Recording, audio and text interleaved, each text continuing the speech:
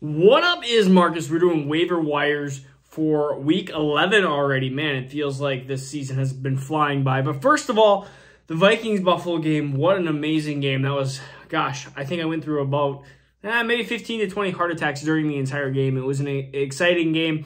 And it just shows that I believe the Vikings can beat any team. It may be even like a 20-30% chance. But when you get to the playoffs, you don't necessarily need to be the best team. You need to be a hot team. So hopefully this run can continue into the playoffs here. I know we have a bunch of games left of the season, but hey, we are looking good so far, and the rest of the division seems to be not putting up a ton of competition. So the players that we're going to go through is waiver wires, of course, and the first waiver wire, first of all, there's not really any players that I go, man, I got to have it. Like a Kenneth Walker that we talked about before when the Rashad Penny injury went down. I mean, there's just really no player that I'm like, wow, you got to get this player. This is a burn your waiver wire priority. This is a 50% waiver fab. Not really. But Rashad White would be the number one running back, and Leonard Fournette has been hurt. He does have some sort of hip pointer.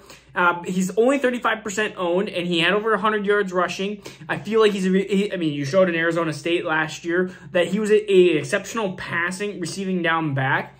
He's somebody that I actually probably had higher as a prospect grade than most other analysts or other people in the dynasty community. So I do like Rashad White, and he was a top 3-round pick, so he was a 3rd-round pick. And so Rashad White could be that player that ends up pushing you into the second half surge here if Fournette either gets limited or he misses time. And you just never know with Fournette, who's getting to that point of where he's going to be probably falling off the cliff here soon.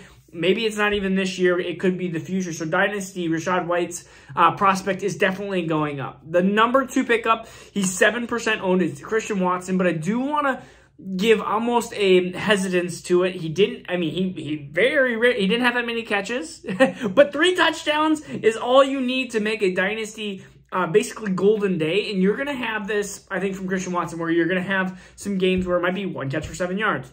2 catches for 13 yards. And then you're going to have it where it's 3 catches for 140 and 3 touchdowns. Like, that is in the realm of possibilities. Think of Chase Claypool, his rookie year. And that can be fantasy relevant, especially if you feel like you're down or if you're the underdog. Christian Watson is a great play, a risky boom play, but also a risky bust play as well. So, but if he continues to be a part of the offense, he's extremely talented. I mean, you're talking about a guy who is 6'4", can run a 4.3 40, and can jump out of the gym. Like, there's not many of those talented type of wide receivers in the NFL.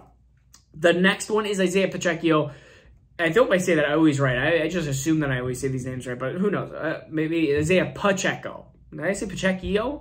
Isaiah Pacheco. I don't think there's an I. There's no I. Isaiah Pacheco. He's 24% owned. And the biggest thing for Isaiah Pacheco is Clyde Edwards-Helaire had 4 snaps. It seems like if they're running, Isaiah Pacheco is the guy. If they're in the passing game, Jerick McKinnon's the guy.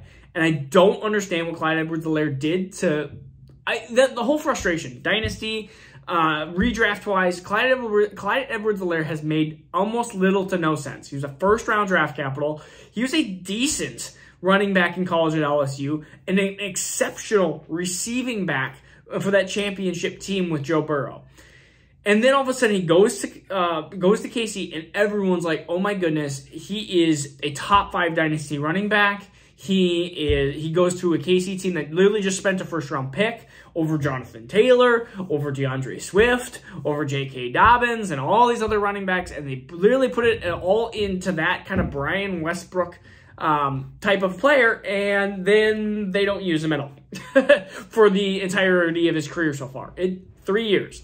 I don't get it, but Isaiah Pacheco, a 7th-rounder, is right now overdoing it. And I would really like an explanation, actually a truthful explanation from Andy Reid or Travis Kelce or whoever it might be. But that is my opinion. The 4th guy is also on the same team. It's Kadarius Toney. He is the only type of player that has the Tyreek acceleration probably in the NFL. But there's Jalen Waddle. Jalen Waddle, and Waddle, so Toney, Waddle, and Hill are kind of all in this acceleration. Of course, Hill has the speed to go with it. Waddle's very fast as well. I mean, to Toney is even that. It's just like, if you had a game of tag, he would be one of the first players that you would want selected because he is just almost sometimes impossible to contain. And so on that Kansas City offense, which Juju got a head injury, we'll see how long that pushes him out for. Kadarius Toney is a worthwhile add, especially if you're a contending team that maybe he doesn't do great the next couple of weeks. We have to figure it out. But he could be a player that ends up being nothing, or he could be a player that ends up being a really good fantasy asset for the kind of that last quarter of the season. He's very up or down. There's a lot of volatility in what he could do. So the next player we're going to talk about is Gus Edwards. He is RB3, and he's 42% owned, so he might be gone in your leagues. But again, know that he might be the starter coming back. If he's starting for the Ravens, which is a big question mark, still with oh, it's like, I think my cat is trying to get out of the room.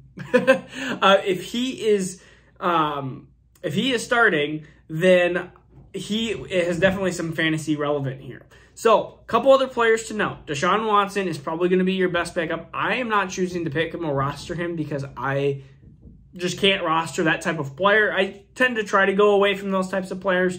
Ultimately, I guess 2-3 years down the road, it's unfortunately we almost sometimes forget. Maybe you don't forget, but like I forget about the Kareem Hunt situation. Like, I don't know. I just, all of a sudden now he's on my team and I'm like, oh, that's right. He did do that. Meh. But I think Deshaun Watson has had the most egregious accusations against him. So right now I'm not picking him up, but he is 33% owned and he should be rostered if you are okay handling that situation. It's whatever you want. Some other players that we want to talk about, we have Jaylen Warren. Najee is now listed as questionable. That could be a sneaky pickup to potentially roster him. Know that he's been actually getting some receiving down work, and Najee has just not. And he's just been all getting the rushing. And so that's going to be an interesting situation there in Pittsburgh. Also, we have Darius Slayton, who had a really good game, 5% owned. They got to throw it to somebody as a Giant. And it seems like Darius Slayton is taking over that wide receiver 1 role right now. Or they're just going to run it 35 times with Saquon Barkley, which they did last time. Terrace Marshall had only 1 catch this last week against a bad Atlanta offense or bad Atlanta defense. But again, who knows? He's 20% owned. He could end up being the wide receiver 2 there if somebody can actually play quarterback. DJ Moore had an okay game. Well, actually, I shouldn't say okay. DJ Moore had a bad game as well. They had a bad offensive game because it was all Deontay Foreman. I want to see a defense stop Deontay Foreman, kind of like this Dameon Pierce, Deontay Foreman. Stop one of those guys, the running backs, and then see what happens after that. Other players, Paris Campbell seems to do really well with Matt Ryan, so definitely a pickup there. And then if you're in tight end land, Hayden Hurst, he's 47% owned, but the other tight end to talk about is Foster Moreau. He is a Vegas Raider, the backup to Darren Waller, who is on IR. He would be probably the best pickup that you're looking at under 25% owned right now. So Foster Moreau is a potential slide in there. I'm just looking at seeing if there's anybody else. Not really. I mean, some of the quarterbacks we've already been talking about, and I think we've kind of hit the nail on the head on some of the last big pickups, like Fields. You got to pick him up before the breakout. Picked him up. It's like Kenneth Walker. Spend all the fab. I spent all the fab. I spent $100 on Kenneth Walker as soon as Penny went down. And I could have had him for free. I thought about picking him up just because I had the roster spot available. I went a different route, and then I had to spend all my fab. So that happens. That's all I got for you guys. We're going to hit you up on Thursday and Friday and get starts of the week, sits of the week. Peace out. Take care.